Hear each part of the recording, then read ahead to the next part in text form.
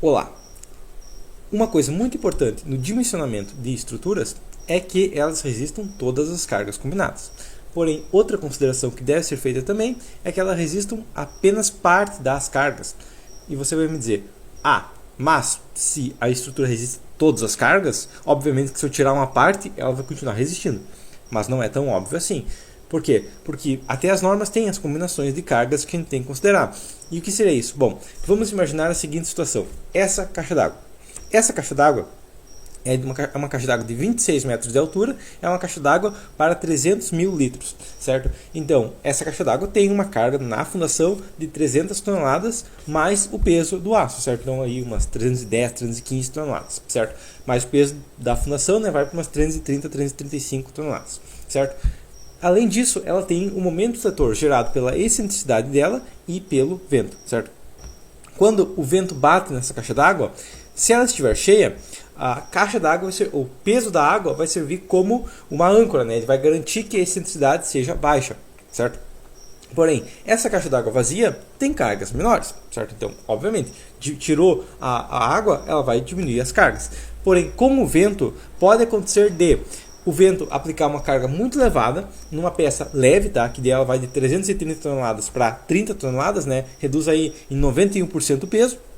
E assim que o vento é aplicado sobre ela vazia, se ela não for dimensionada corretamente, se ela só foi dimensionada para a carga cheia, vai acontecer que o vento pode derrubar ela vazia, porque aí ela não tem, se ela não foi dimensionada corretamente, ela foi dimensionada para a fundação aguentar com todo o peso. Sem o peso, pode acontecer dela tombar, certo? Se a excentricidade for tão alta, a ponto de que com o vento ela seja superior ao diâmetro do sapato, né, até uma carga limite, a caixa d'água pode tombar, certo? Então, aí está um caso. Uma caixa d'água, se ela está vazia, muitas vezes ela está com uma chance de falha maior do que se está cheia, se ela não foi dimensionada corretamente, certo? Então, aí um caso. Vamos analisar outros casos.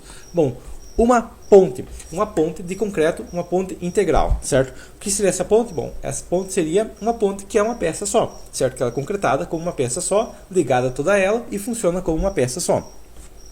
Quando é dimensionada essa ponte, nós imaginamos que exista carga de empuxo do solo nas laterais. Porém, se a gente só considerar a carga crítica, o que vai acontecer? Vai aplicar uma carga distribuída, né, alinhada abaixo da sua laje, né, da sua laje da ponte, certo? E, consequentemente, se a gente aplicar uma carga embaixo, vai gerar um momento fletor negativo na laje, certo? Então, momento fletor negativo numa peça que é biapoiada ou que está vencendo um vão, praticamente aí só dois apoios, né? Vai reduzir os esforços. Por quê? Porque ela vai falhar provavelmente por momento fletor positivo. Vai fazer com que essa laje, se fosse de concreto, comece a funcionar como uma laje tensionada, certo? Porque é uma carga e um momento fletor que vai gerar um momento fletor negativo, né? Uma carga abaixo do centro dela, certo? Então, se dimensionado isso, vai parecer que com a carga de solo, o momento fletor resistido é maior, certo? Mas esse momento fletor do solo é um ponto crítico. Não tem certeza do empuxo real do solo, certo? É uma estimativa baseada em alguns dados. Então, se você for dimensionar uma ponte integral, certo? A carga de empuxo lateral não pode ser considerada toda ela. Tem que ser feito alguns ajustes, né? Garantindo um mínimo e um máximo. E ela tem que resistir com os dois casos, certo? E se você considerar só um máximo, novamente, você vai gerar um momento fletor negativo na laje, como se ela estivesse protendida. Se ela não estiver tão protegida quanto você pensa, né? Se ela não estiver tão comprimida quanto você pensa, ela pode resistir menos, certo? Então ela pode falhar antes do que você pensava, porque você considerou uma carga muito forte nas laterais, certo? Segundo caso. Terceiro caso, muito similar. Você tem um prédio, certo? E esse prédio tem subsolos, ok? E da mesma maneira que numa ponte em que as cargas laterais abaixo dela aumentam a resistência dela, em um pilar, se você tem uma carga concentrada até 50% da carga total dele, certo? Essa carga centrada vai aumentar a resistência dele, certo? Por quê? Porque o concreto falha na tração, se ele está com menos de 50% da carga. se você aplicar essa carga nele, né, consequentemente ele vai estar mais longe de falhar por tração, porque ele está comprimido contrário de tracionado, certo? Então, numa fundação com muro de arrimo, e tem prédio em cima, né? Então subsolo com um prédio em cima, não se pode considerar todo o peso do pilar sobre esse muro de arrimo. Por quê? Porque com o peso total do pilar, o momento fletor resistido por esse muro de arrimo é maior, porque ele vai estar comprimido. Quando ele está comprimido, ele aumenta a resistência, similar a uma viga protendida, né? Só com uma carga não tão no exato correto, né? no exato ponto, certo? Ela não vai estar perfeita, mas ainda assim é uma peça que é capaz de resistir maiores esforços. Porém, se esse prédio não estiver ocupado, enfraquece esse muro de arrimo, certo? E deve ser dimensionado esse muro de arrimo tanto para a carga máxima quanto para a carga mínima do prédio, certo? Próximo caso, então, um prédio, novamente, certo? Com um núcleo rígido central. Mas núcleo rígido central para contraventos, né? Isso pode ser, por exemplo, o poço do elevador. O poço do elevador é um lugar muito comum de se fazer um contravento. O que acontece? Bom, vamos imaginar que ele tem que resistir toda a carga do vento. Bom, se o núcleo do elevador está bem no centro do prédio, é o ideal. Então, o núcleo está bem no centro, ele que dá rigidez contra o vento, certo? E, aplicado a carga de vento, esse núcleo, se a carga estiver centrada nele, vai resistir muito bem, porque ele é feito para resistir essa carga. Porém, vamos imaginar que tenha turbulência nesse vento. E ao invés de ser aplicado distribuído por todo o prédio, esse vento acaba aplicando na direita do prédio, certo? Então, aqui está o prédio, né? Uma parede do prédio, a carga de vento aplica mais nesse lado, certo? Isso vai gerar uma carga excêntrica numa peça só. Se você tem só uma peça para resistir os esforços de vento, essa peça, se o vento não estiver centrado no eixo dela, vai torcer, certo? E essa peça aí vai ter que resistir torção, certo? Uma peça é muito mais fácil resistir momento fletor do que torção. Então, se você não construiu essa torção, pode haver falha desse núcleo rígido por menor carga de vento. Ao invés de ter, digamos, 100 kg força por metro quadrado em todo o prédio, pode ter 100 kg força de um lado e 0 do outro, certo? Isso já gera uma excentricidade aí em um prédio de 12 metros, de 2 metros, certo?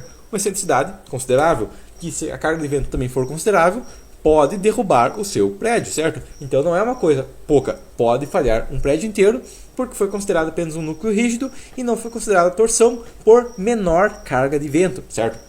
Então, cargas de vento menores também podem falhar um prédio e devem ser consideradas, certo?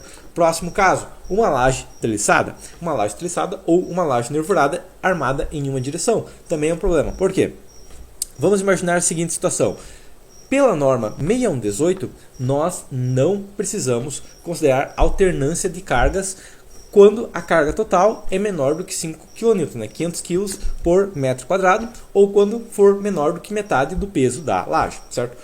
Porém, tem um outro fator que a gente tem que considerar, que é o que? Bom, vamos imaginar que essa laje ela tenha uma carga concentrada em um lado dela esteja concentrada, certo? Então vamos imaginar uma laje de 15 metros, certo? E ela separa 3 cômodos. Se os dois cômodos da ponta estão muito carregados e o cômodo do meio não, vai acontecer o quê? Bom, vai acontecer que os cômodos da ponta vão deformar mais do que o cômodo do meio, certo? E se apenas o cômodo do meio está carregado e os cômodos das pontas não, vai deformar mais o cômodo do meio, certo? Então isso aí, quanto maior carga, mais deforma, é padrão da engenharia, né? Diagrama de tensão e deformação é uma coisa básica da engenharia. Agora, vamos imaginar a seguinte situação. Acontece um caso de que próximo a uma dessas nervuras, né, tem uma linha de carga, certo? Então tem várias cargas aplicadas. Pode ser uma parede em uma das nervuras, certo? Mas também pode ser o caso de ter uma concentração de carga em algum outro ponto por motivo. Isso pode ser uma aglomeração de pessoas por algum motivo e tudo mais, certo? E se essa carga for permanente ou se essa carga for muito elevada, essa nervura que está concentrada vai deformar mais, tá? Novamente, como a norma gera um modelo e ela fala que se o peso total for menos que metade do peso for menos que o peso da laje, a gente pode ignorar, tá? Mas, isso aqui, ela fala 5 kN ou metade do peso da laje. E muitas pessoas esquecem que esse metade do peso aí da laje, muitas vezes é 150 kg, tá? E a carga aí pode chegar a 200 kg facilmente, certo? Então, em alguns casos, a gente tem que considerar a alternância de cargas e não se considera e se aplica o modelo comum por causa do início, poder falar 5 kN e achar que é só isso, né? Na prática não é, certo? Então, se no seu modelo talvez precisasse essa alternância de cargas, certo? Ou mesmo que não seja necessário, se você não aplicar porque você resolveu simplificar mesmo a norma permitindo, pode acontecer de uma nervura deformar mais e mesmo sem ela falhar pelo momento do setor, pode acontecer de, como ela está deformando e as nervuras do lado não estão deformando, esse diferencial de deformação pode arrebentar uma tavela, pode arrebentar um isopor, certo? Pode gerar trincas, certo? Porque uma diferença de deformação de 3, 4 milímetros pode gerar falhas, principalmente em vãos maiores, tá? Então, mesmo que tenha uns padrões, né? Por exemplo, se a norma diz que você pode simplificar um modelo, não significa que a realidade foi simplificada. A realidade continua igual, porém a norma muitas vezes permite simplificação de modelos porque você tem um coeficiente de segurança considerável ou porque isso não é um fator crítico, né? Mas ainda assim esses fatores, ideal é considerar todos eles, tá? Ignorar um fator pode não ser crítico, mas se você pode considerar ele, por que ignorar, certo?